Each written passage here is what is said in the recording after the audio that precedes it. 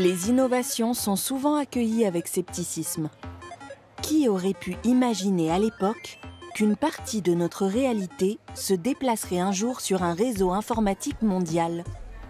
Wer zum ersten Mal das Internet besucht, dem fliegen fürchterlich neue Worte und Begriffe um die Ohren. Provider, Account, Webpage, Modem. Jetzt kommt ja der Brief über den Bildschirm. Ist das unpersönlicher? Man hat ja nicht mehr so eine Beziehung zum Chef praktisch, oder? Der Klump. Und jeder hat ein Handy. Nervt es manchmal? Na, aber echt. Quelle aurait été la réaction de cette femme si elle avait entendu parler du métavers et qu'on lui avait dit que la réalité pourrait non seulement s'y déplacer, mais y être entièrement recréée? Et si notre réalité n'était bientôt plus qu'une des deux options possibles? Mais d'abord, qu'est-ce que le métavers?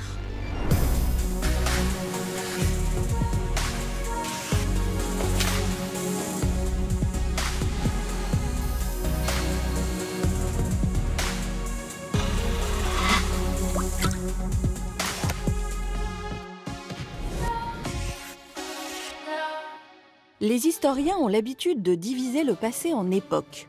C'est vrai notamment en littérature et en art. On parle ainsi de Renaissance, de baroque, de réalisme, de modernisme et de postmodernisme. Est-on désormais entré dans l'ère du métavers? Le passage d'une époque à l'autre est généralement peu tangible.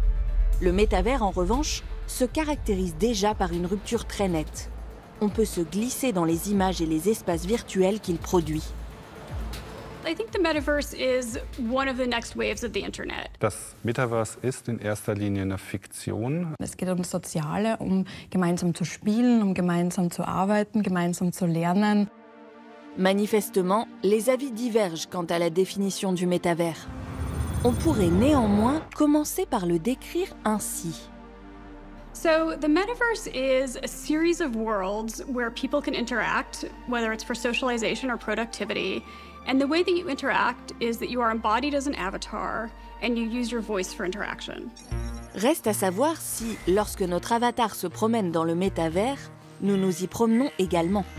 Le terme métavers a été évoqué pour la première fois, non pas par lui, mais par lui, l'écrivain Neal Stephenson, dans son roman dystopique Le Samouraï virtuel, paru en 1992.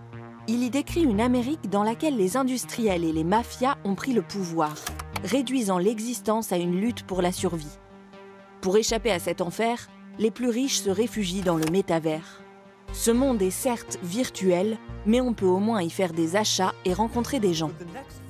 30 ans plus tard, un autre reprend cette idée à son compte. We believe the metaverse will be the successor to the mobile internet. C'est du moins ainsi que le groupe Meta présente le métavers en 2021, une révolution technologique imminente. Imagine you put on your glasses or headset and you're instantly in your home space, and it has an incredibly inspiring view of whatever you find most beautiful. Hey, are you coming? Yeah, just gotta find something to wear. All right, perfect. But they are not the metaverse. No one single platform or company is the metaverse. Roblox is the metaverse, Spatial is the metaverse, Decentraland is the metaverse. These are all companies in that space. I think it's analogous to saying Google is the internet, right? Google is a big part of the internet, but Google and the internet are not the same thing. And I think that's how people need to think about the metaverse and meta. Avec le métavers, nous avons l'impression de projeter notre corps dans des mondes virtuels. Notre cerveau se laisse en effet tromper au point que ces univers 3D nous apparaissent tout à fait réels. Une illusion d'autant plus bluffante avec le recours au casque de réalité virtuelle. Once you get a virtual reality headset, there's a lot of things you can do. So the first thing you can do is just sign up for an account, you go to the store, and then there's hundreds and hundreds of different things you can do. So you can play games, you can go into social worlds and interact, you can use it for productivity and work. Anything that you are interested in, there will probably be at least a few pieces of content in a headset that you can start with. Mais comment se fait-il que nous ressentions cette expérience comme pleinement réelle alors que nous sommes en fait dans notre salon avec un appareil vissé sur la tête? En sommes-nous conscients? Wir wollen natürlich erreichen, dass man quasi in diese Welten eintaucht. Da kennen wir die Begrifflichkeiten der Immersion und Präsenz, die wir steigern wollen. Das heißt, das Gefühl, dass wir auch wirklich in diesen Welten angekommen sind, dass wir in diese Welten eingetaucht sind. Wir kennen das vielleicht, dieses Gefühl auch, wenn wir ein Buch lesen. Also wenn wir wirklich vertieft sind in ein total spannendes Buch und ich lese das Buch, dann habe ich ja das Gefühl, dass ich Teil von dieser Geschichte bin. Und das Gleiche können wir mit virtuellen Welten machen. Aber jetzt könnte man ja noch zusätzliche Sinne aktivieren. Das heißt nicht nur, dass ich diese Welt sehe und ich bin jetzt irgendwo am Himalaya und kann mich umschauen, sondern ich kann vielleicht auch noch zusätzlich durch Audioeffekte wirklich noch weiter in diese Welt eintauchen. Das heißt, ich höre dann vielleicht noch ganz spannende Geräusche, die mich noch weiter versinken lassen. Oder zusätzlich, also gerade am Himalaya, geht der Wind ganz stark. Das heißt, vielleicht verwende ich dann noch einen Ventilator, der mir noch zusätzlich diesen Effekt von Wind präsentiert. Und dadurch kann ich halt wirklich das Gefühl der Präsenz und der Immersion sehr stark unterstützen. Tous les stimuli que nous percevons et traitons via la réalité virtuelle nous sont administrés par la technologie. Et grâce aux lunettes de réalité virtuelle, nos expressions faciales peuvent être transférées à notre avatar, ce qui permet de lire sur son visage. Was es auch gibt, die Erfahrung noch intensiver zu machen, sind Haptic Devices. Und das geht dann von solchen Sachen wie einer Haptic Vest und Haptic Gloves und einem Haptic Face Shield. Sozusagen, wenn man jetzt eine geschmiert bekommt zum Beispiel, dann fühlt man das an seinem Headset. Mais la sensation elle-même ne peut être produite que par notre corps, en dehors du métavers. C'est la technologie qui la transfère ensuite d'un monde vers l'autre. En 1955, le cinéaste Morton Heilig construit probablement la première salle de réalité virtuelle au monde. Une console d'arcade équipée d'une chaise mobile avec un guidon vibrant, d'un système audio stéréo et d'émetteurs d'odeur. Dans les années 1980, la NASA commence à utiliser la réalité virtuelle pour l'entraînement de ses astronautes. Peu de temps après, l'industrie du jeu vidéo s'y met également. C'est le cas de Nintendo, avec sa console de jeu Virtual Boy. Celle-ci a malheureusement pour défaut de provoquer des maux de tête et des nausées. La Virtual Boy sera rapidement abandonnée. Les innovations suivantes, en revanche, posent les véritables jalons de la réalité virtuelle. C'est le cas de Second Life, au début des années 2000. Des avatars y apparaissent déjà, même si le programme reste au stade de simple jeu. Puis viennent les jeux massivement multijoueurs, comme World of Warcraft et Fortnite. Et là, les choses changent. Les utilisateurs peuvent interagir et vivre des expériences communes. Ce qui distingue cette nouvelle génération des premières tentatives, c'est un facteur décisif, la fonction sociale. For example, you might, in the future, have a metaverse world where you do work. That's where you are working with your colleagues, having meetings, doing hands-on work with 3D models. So, and then once you are done with work, you sign out and then you go into a different platform, and that is your fun avatar. That's where you see your friends, go to a comedy show, go to a concert. It's like if you open up your browser, you're on the internet and you have a tab for social media and a tab for the news and different tabs for email. So it's going to be exactly the same thing. You just toggle back and forth between worlds depending on what you're doing. Une multitude de mondes, en somme, où tout est possible et imaginable. Also man kann sich vorstellen, ich design jetzt eine Tanzfläche für eine Performance, eine Tanzperformance. Und die kann aber einfach im Himmel oder in einem Seifenblasenuniversum stattfinden. Die muss nicht mit der Schwerkraft übereinstimmen und die Leute dort können auch einfach rumfliegen.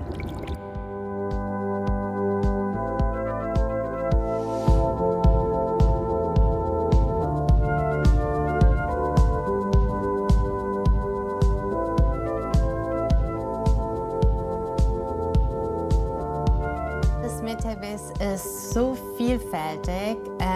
Ich glaube, ich könnte so eine Stunde darüber erzählen. Aber im Endeffekt, der Mehrwert für mich selber ist, dass ich mich ausdrücken kann und nicht mit meinem echten Körper repräsentiert sein muss in dem Moment. Also Ich kann sozusagen Dinge tun, wie zum Beispiel Pole Dancing, das ich einfach im echten Leben nicht machen würde. En théorie, tout peut se dérouler dans le métavers. Loisirs, sport, bien-être, même l'immobilier y est représenté. En 2021, une entreprise américaine a acheté des terrains virtuels pour 4,3 millions de dollars. You can open a shop in the metaverse right now where you can go buy virtual clothes and then physical versions of those clothes will be sent to you once you purchase it. Banks could very easily open a bank branch in the metaverse. Est-ce vraiment l'horizon de notre nouvelle réalité? Et faudra-t-il que tout le monde s'y mette comme avec Internet?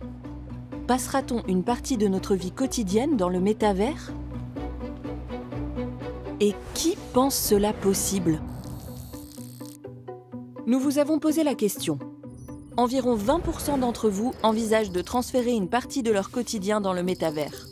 80% préfèrent rester dans le réel. You'd be surprised the people you find in the metaverse. When you spend time, you'll find people that you wouldn't think would be there. Whether that's, a middle-aged mom who lives in the middle of the United States, whether that's somebody who's elderly and they want to interact with young people.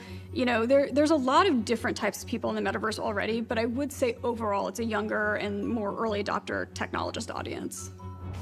À l'inverse, certains envisagent de vivre complètement dans le métavers. C'est le cas, selon une étude, de 34% des Chinois, soit une personne sur 3. En Allemagne, c'est un habitant sur 10. 5, 4, 3, 2, 1, 0. We're off to visit the planets. There are treats galore. Comment expliquer ce choix? Est-ce une volonté de fuir la réalité et d'échapper à un monde devenu trop étroit, trop dur ou trop abîmé? Comme dans le film Ready Player One? There's nowhere left to go. Nowhere. Except the oasis.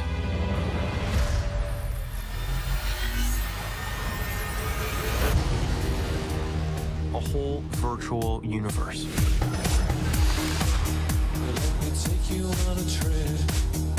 Also ich glaube, Eskapismus, also die Tendenz in fiktiven Welten zu sein, sich reinzudenken, zu leben, gibt es schon immer. Die Geschichten, die wir uns ums Feuer erzählt haben, die Gesellschaftsromane im 19. Jahrhundert oder heute die Serien, die Streaming-Serien und Filme. Überall suchen wir ja nach Möglichkeiten, auch mal in andere Welten einzutauchen. Und das Metaverse wäre dann eine gute Möglichkeit, denke ich, auch in besonders interessante fiktive Welten abzutauchen. Die Frage, ob man dann auch leicht wieder rauskommt, kann man sich dann natürlich stellen. Car c'est ce qui distingue le métavers de la littérature, par exemple. Les géants de la tech y ont déjà investi des milliards pour que le consommateur y plonge et surtout y reste immergé le plus longtemps possible. So the metaverse is mainstream with certain audiences. For gamers, it's very mainstream. For people who work in technology, early adopters, it's very mainstream. For the average consumer, it is not. But it will be eventually. I would say maybe a 5 to 10 year time horizon is what a lot of people are thinking.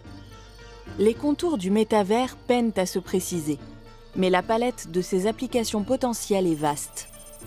Projets de construction en réalité virtuelle, apprentissage de la conduite sans les risques d'accident, sortie scolaire sur une autre planète, ou encore traitement psychothérapeutique.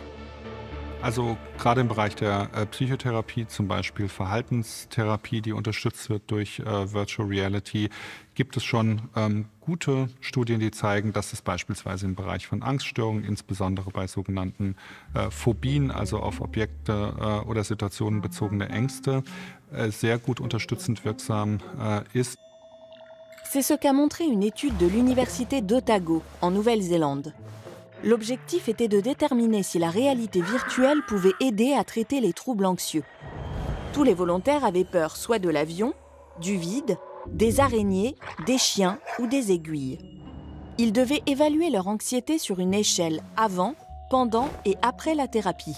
Résultat, en les confrontant à leur phobie dans le métavers, on a pu diminuer celle-ci. La réalité virtuelle s'est avérée tout aussi efficace pour traiter les troubles de stress post-traumatique. Confronté à son expérience, une survivante de l'attentat contre le World Trade Center, a ainsi pu surmonter son traumatisme. Et des vétérans de guerre américains ont pu être partiellement soulagés de leur état de stress post-traumatique aigu. Und der andere große Bereich, wo es ein sehr großes Interesse gibt, ist eben der Bereich der medizinischen Ausbildung und Fortbildung. Also man kann sich zum Beispiel vorstellen, dass Chirurginnen und Chirurgen, die sehr komplizierte, aufwendige Operationen trainieren müssen, das vielleicht erst in einer Virtual Reality Simulation machen, bevor sie dann das erste Mal am Patienten operieren. Une perspective à première vue plutôt réjouissante. Qui ne voudrait pas que sa propre opération soit d'abord pratiquée sur son jumeau numérique avant de passer sous le scalpel? Was natürlich das Risiko ist, wenn man jetzt sehr viel in Virtual Reality simuliert und sehr wenig am Menschen operiert, ist, dass man seine Strategien und seine Skills vor allem an die VR anpasst und nicht mehr an die Patientin oder den Patienten und da vielleicht unvorhergesehene Sachen passieren, die man in der VR so noch nicht hatte und dann gar nicht weiß, wie man reagieren soll. Même s'il n'existe pas encore de recherche à long terme, le métavers pourrait représenter une réelle valeur ajoutée dans certains domaines, comme la médecine ou l'industrie. En revanche, la réalité mise en avant par Meta dans sa vidéo promotionnelle a de quoi laisser songeur. Jouer aux cartes en apesanteur? Waouh! Est-ce vraiment le rêve ultime des citoyens? Est-ce qu'il n'y a pas des problèmes plus urgents à régler? Where is Naomi? Let's call her.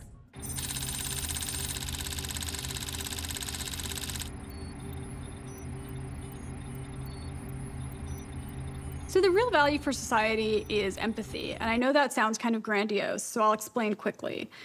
Basically, people have no problem kind of putting stuff out via text into the world that is cruel, it's unthinking. But when you actually are speaking, it becomes much harder to say things that are hurtful.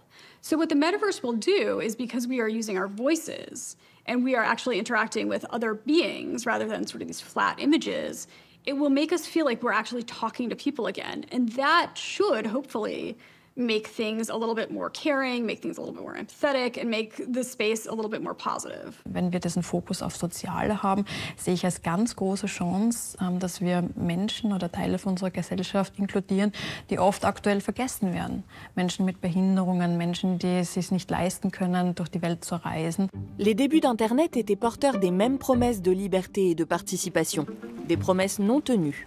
Mais peut-être que le métavers est une sorte de bouton de réinitialisation. Une fenêtre non pas sur une autre réalité, virtuelle, mais bel et bien sur la seule et unique Réalité, la nôtre. Ich würde sagen, das Metaverse hat einen sehr, sehr großen Einfluss auf mein echtes Leben.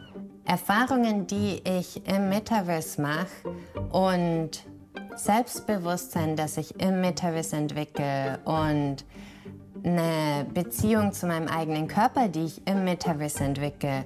Alle diese Erfahrungen nehme ich mit in die echte Welt und die gehören zu mir. Mein Avatar in VR hat oft High Heels. Ich habe mich so sehr an den Anblick mit diesen Heels gewöhnt, dass ich dann dachte so, ach, das kann ich doch jetzt auch in der echten Welt probieren. Il existe un terme pour désigner ce changement de comportement, l'effet Proteus. Proteus, du nom de la divinité grecque Protée. Ce dieu, gardien des troupeaux de phoques de Poséidon, était doté du don de prophétie. Mais il se dérobait aux humains qui venaient le consulter en se métamorphosant en lion, en serpent, en arbre, ainsi qu'en eau ou en feu. Nous ferions de même avec nos avatars dans le métavers. Reste à savoir si cela peut avoir des répercussions dans le monde réel. Der Proteus-Effekt funktioniert so, dass das Verhalten oder das Aussehen von Avatar, das Verhalten von dem Nutzer in der Echtwelt beeinflussen kann. Also wenn ein Avatar jetzt beispielsweise sehr aktiv ist, sich viel bewegt, wäre der Proteus-Effekt, dass sich der Nutzer dann auch mehr bewegt, als er das bei einem Avatar machen würde, der vielleicht eher ruhiger ist und sich weniger bewegt. Plusieurs études se sont penchées sur cet effet. Aux États-Unis, par exemple, des volontaires ont été sensibilisés pendant 8 semaines au quotidien des sans-abri. Une partie d'entre eux via un casque de réalité virtuelle, une autre partie via des témoignages écrits. Résultat, ceux qui avaient vécu l'expérience en réalité virtuelle adoptaient une attitude plus positive et plus empathique à l'égard des sans-abri. Problème, être plongé dans la peau de quelqu'un d'autre peut dans certains cas s'avérer traumatisant. Es ist nicht nur so, dass ich dann wenn der Avatar sich jetzt irgendwie positiv verhält, dass ich dann positiv werde, sondern wenn er sich ängstlich verhält, wenn er andere Eigenschaften zeigt, die vielleicht eher negativ konnotiert sind, dann kann das auch abfärben auf den Mensch, der das intensiv nutzt. Das heißt, dieser Effekt geht in beide Richtungen und hat entsprechende Vor- und Nachteile. Peut-on vivre une expérience si intense dans la réalité virtuelle au point de ne plus pouvoir faire la différence entre les deux réalités? La réalité virtuelle peut-elle être aussi réelle que le monde extérieur?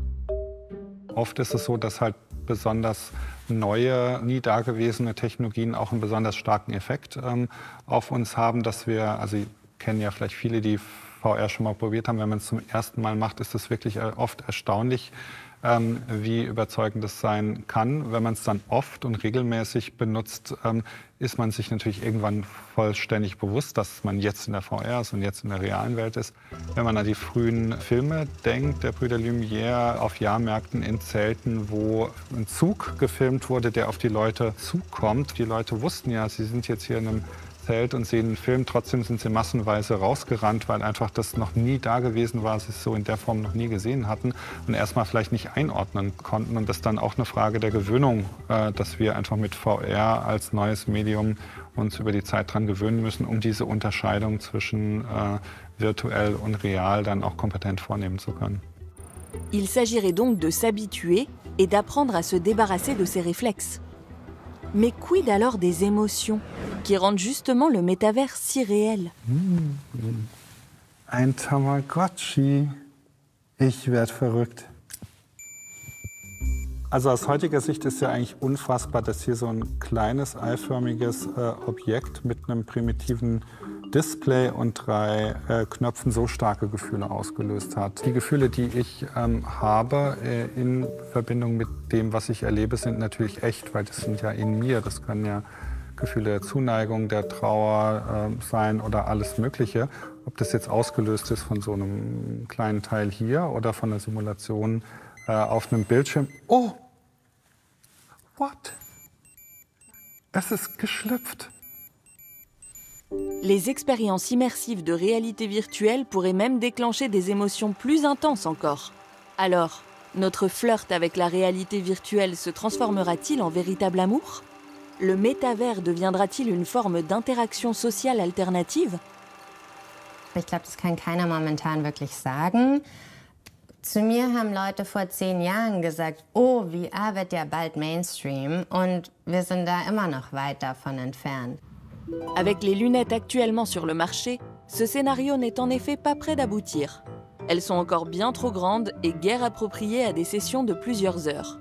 Sans compter qu'elles provoquent des nausées chez de nombreux utilisateurs.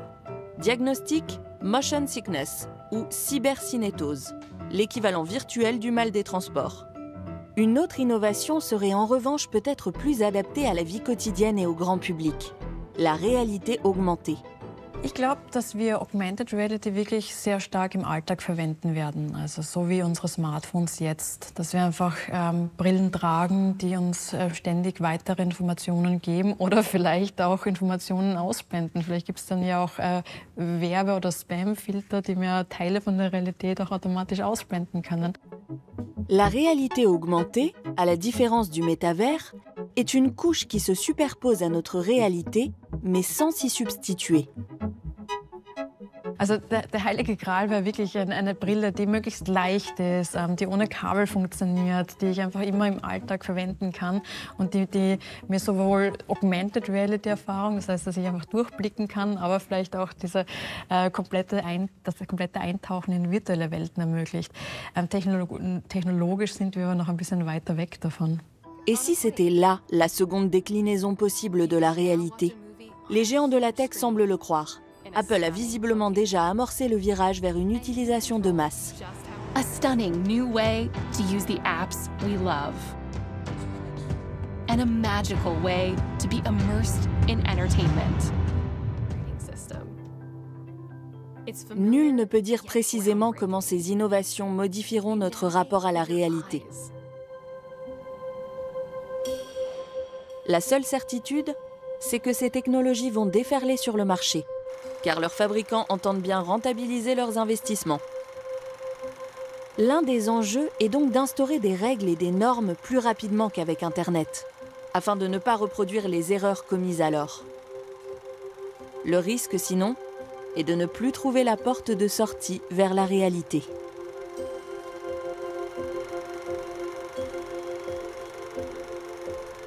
Gerade von EU-Seite, European Commission, viele Initiativen in den letzten Jahren zielen darauf ab, das Metaverse zu verstehen, die Potenziale zu verstehen und auch zu verstehen, was kann wirklich gefährlich werden für die User.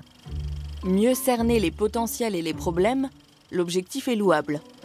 Mais jusqu'à présent, la Commission européenne n'a pas vraiment réussi à relever ce défi. Fin 2022, elle a par exemple organisé une fête dans le métavers. Le développement de la plateforme a coûté pas moins de 387 000 €. Et résultat, 5 invités seulement sont venus. A big part of what has happened with the current internet is the lack of regulation has led to a really negative experience. So we need to make sure that there are really good regulations in place. Un petit retour en arrière permet de mieux cerner les risques potentiels. Also wir haben das, glaube ich, auch in der Vergangenheit ganz gut gesehen, dass wenige Firmen sehr Macht über uns als Gesellschaft hatten. Also sei das jetzt bei den Social-Media-Plattformen oder natürlich bei anderen Internettechnologien. Also wir haben ja sehr viele Internetriesen inzwischen.